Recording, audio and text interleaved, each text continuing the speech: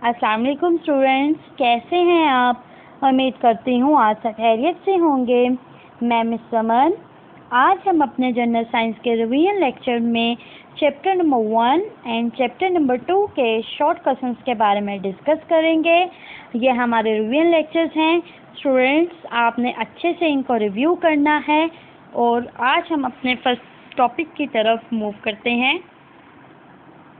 Chapter number 1 के short question number 1 है कि write the names of main parts of forebrain and हिंडब्रेन।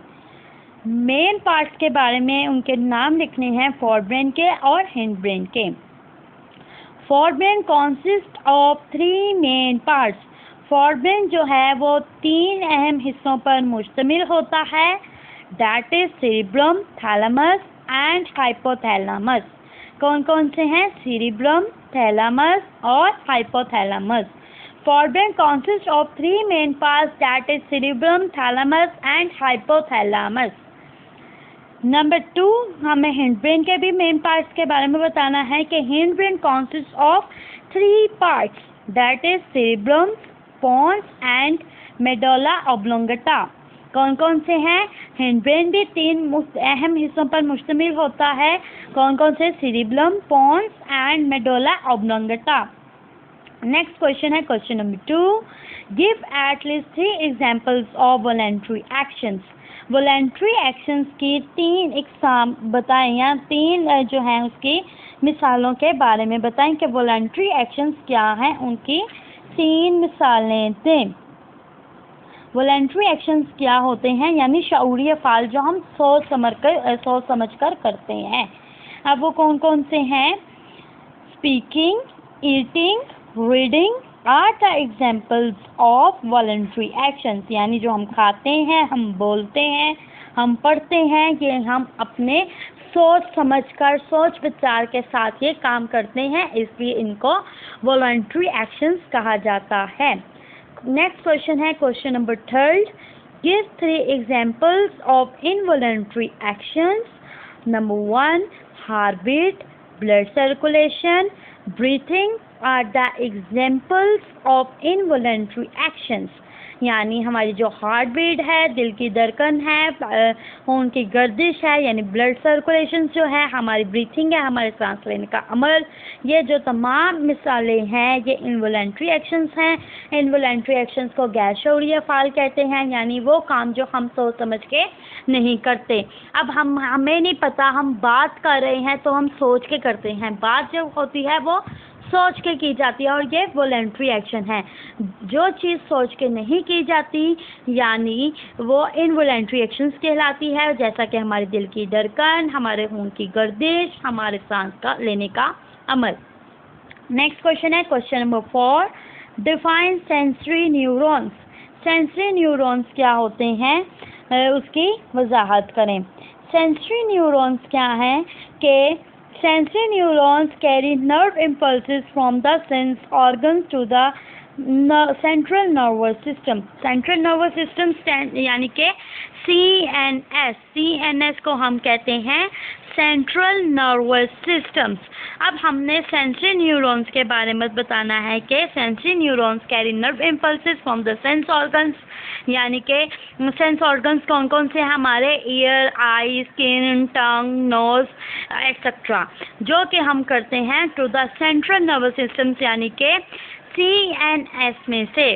Sensory neurons जो हैं, sensory neurons जो हैं वो नर्व्स ऑर्गन्स मसलन आँखों, कान, नाक, जुबान और जिल्द वगैरह से नर्व्स इम्पल्सेस को सेंट्रल नर्वस सिस्टम तक मुंतकिल करती हैं। फिर सुनिएगा कि क्या है sensory neurons. Sensory neurons sense organs मसलन हमारे आँख, कान, नाक, जुबान, जिल्द वगैरह से nerve impulses central nervous system तक मुंतकिल करती हैं। नेक्स्ट क्वेश्चन है हमारे पास question number 5, define cranium. Cranium क्या है, बयान कीजिए। Human brain is enclosed in a bony skull called cranium. Human brain जो है वो एक जो है एनक्लोज्ड है बोनी स्कल्स के अंदर, और इस चीज़ को हम क्रेनिनम कहते हैं। क्रेनिनम क्या है कि ह्यूमन ब्रेन जो है वो human brain is enclose in a bony skull, वो एनक्लोज होता है कहाँ पे, बोनी स्कल्स में, हमारी बोनी स्कल्स के अंदर, जिस अमल को हम क्रेनिनम कहते हैं। क्रेनिनम कहते हैं किसको, यानी जो हमारा, आपको बताऊं कि जिस तरह के हमारा जो ब्रेन है, ह्यूमन ब्रेन है हमारा, वो एनक्लोज होता है बोनी स्कल्स के अंदर, जिसको हम क्रेनिनम कहते हैं। नेक्स्ट क्वेश्चन की तरफ चलते हैं। क्वेश्चन नंबर 6 है, skin is also considered as के आगे स्टूडेंट्स यहाँ पे एन भी आना है, as an excretory organ. Skins को जो है कंसिडर किया जाता है कि ये एस्करोटरी ऑर्गन है। वाई, क्यों? Skins is also considered as an excretory organ because excess salts are also removed through skins during perspirations। यानी स्किन को इसलिए कंसीडर किया जाता है, क्यों इसलिए एस्कलेटरी ऑर्गन कंसीडर किया जाता है, क्योंकि स्किन जो है सॉल्ट्स जो है स्किन के अंदर, because excess salts are also removed, जो हमारे है जिस्म में, हमारी बॉडी में एक्सेस सॉल्ट्स वो स्किन के थ्रू ही, यानी ड्यूरिंग द पर्स्पिरेशंस, यानी कि जब हमें पसीना आता है तो उसके थ्रू जो है वो रिमूव हो जाता है। नेक्स्ट क्वेश्चन है हमारे पास, व्हाट इज एस्क्रेशन? एस्क्रेशन की तारीफ कीजिए, या एस्क्रेशन क्या है? The removal of waste material from the body is called excretion, यानी जिस्म से फजूल और नुकसानदा मादा जो है, फालतू और नुकसानदा मादों का अखराज, यानी कि रिमूवल जो है उसको एस्क्रेशन कहते हैं। नेक्स्ट क्वेश्चन है, differentiate between lithotripsy and dialysis. Lithotripsy क्या है कि medium size stones are removed by lithotripsy, दरमियाने साइज के जो पत्थर होते हैं वो रिमूव किए जाते हैं लिथोट्रिप्सी से। Lithotripsy involves bombardments of shock waves on the stones from outside। Lithotripsy में इन्वॉल्व होते हैं बॉम्बार्डमेंट्स या शॉक वेव्स के ज़रिए भी हम अपने स्टोन्स को आउट कर सकते हैं। On the other hand dialysis है कि डायलिसिस में क्या है कि cleaning of blood bye artificial method is called dialysis.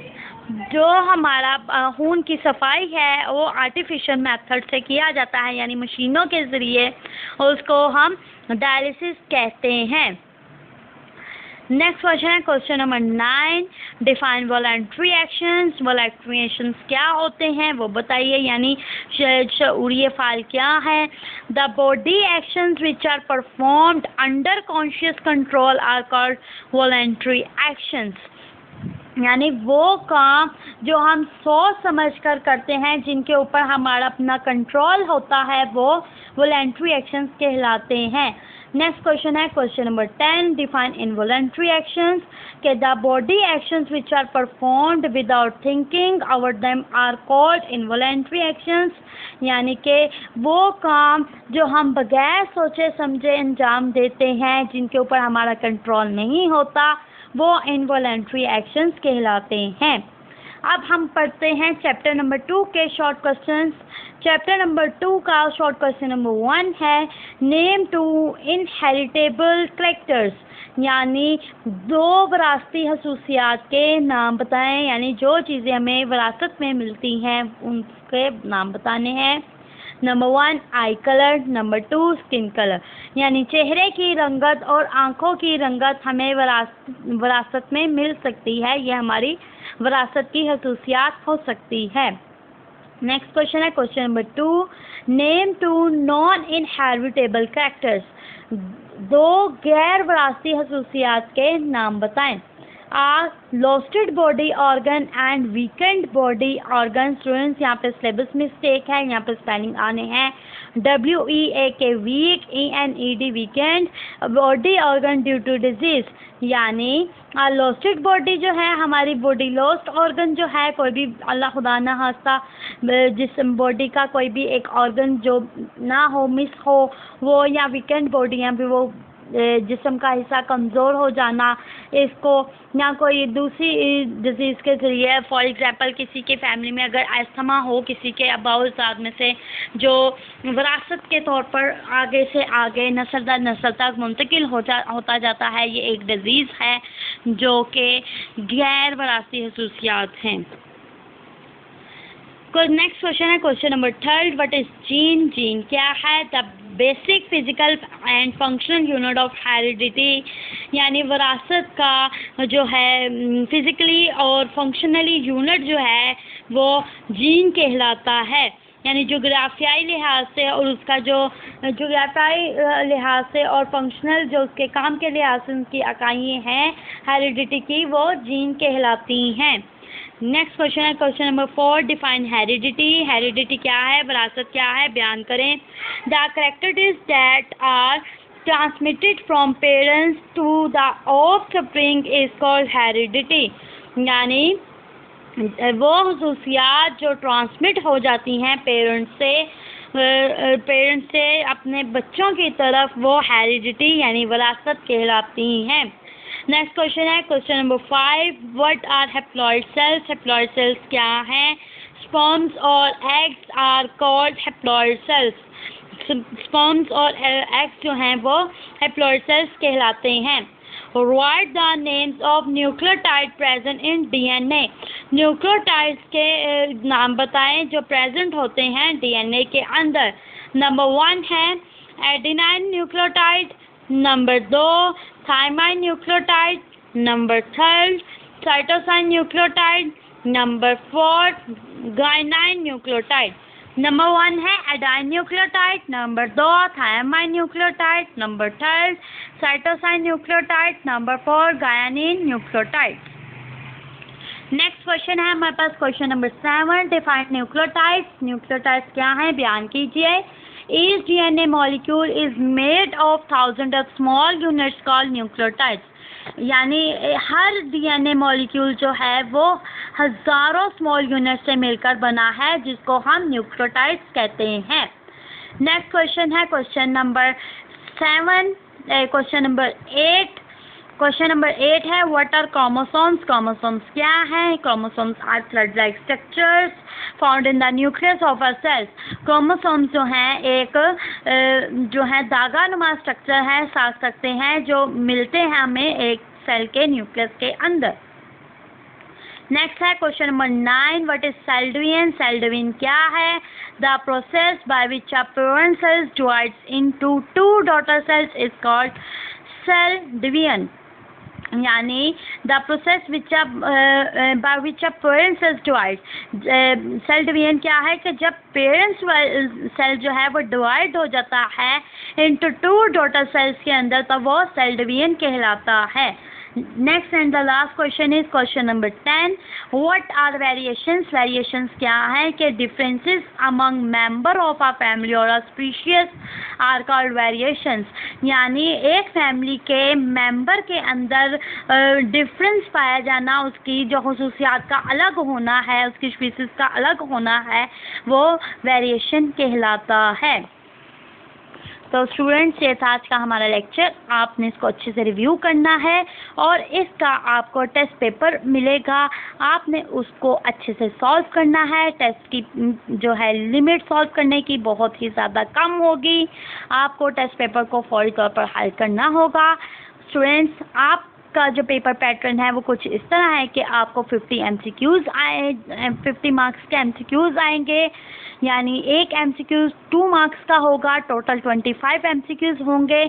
आपको उसको सॉल्व करना होगा। ऐसा बिल्कुल नहीं है कि जो आपको रिवीजन लेक्चर्स में बताया जा रहा है वही आपका जो है टेस्ट पेपर में बना होगा, ऐसा बिल्कुल नहीं है। आपका फुल सिलेबस जो है फर्स्ट सेमेस्टर का, उसमें से फुल में से आपका टेस्ट पेपर को रेडी किया गया है। अपनी तैयारी अच्छे से करिएगा।